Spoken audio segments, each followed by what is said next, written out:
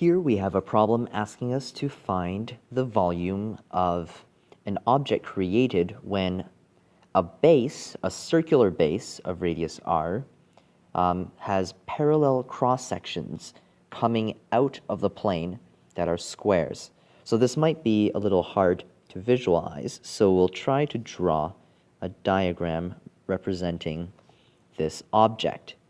So we can start with a disk of radius r.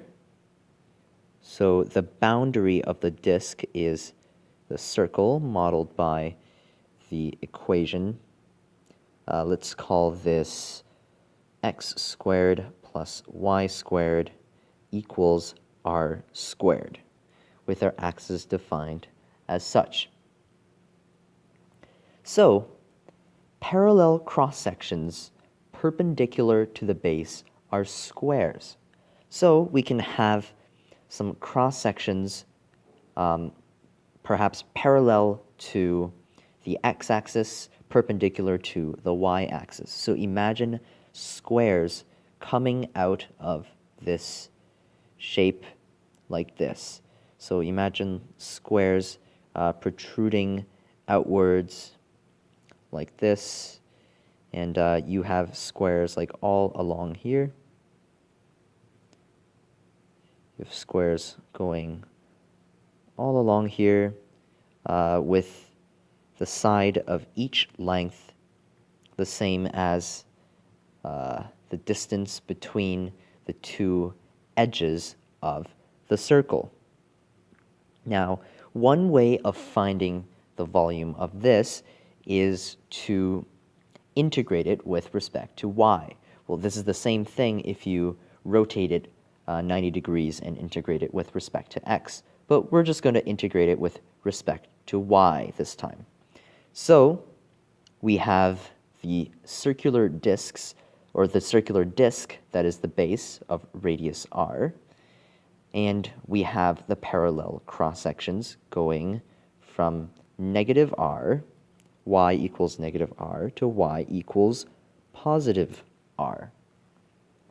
So if we were to find, if we want to find the volume of this shape, well, we have to find an equation that models this circle, or the edge of this disk. So let's solve for x.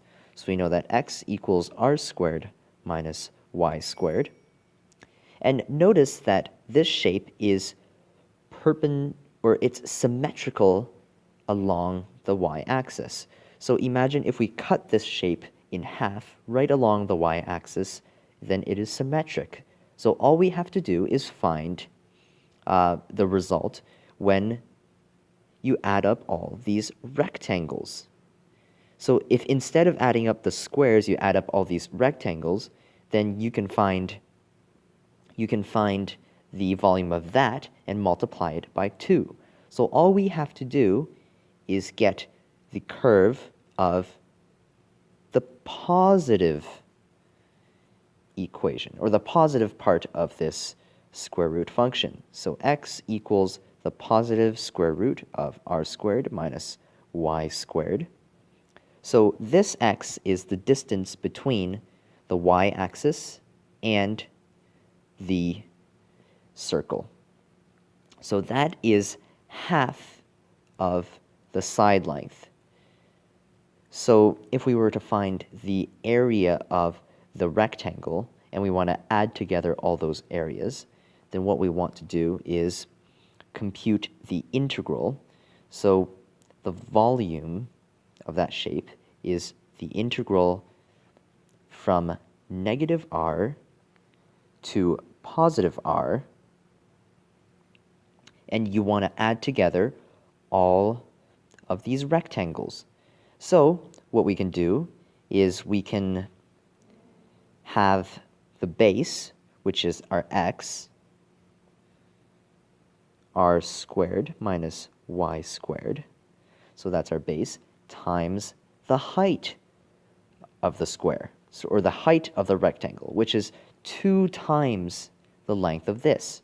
So we want to multiply by 2 times the length of that.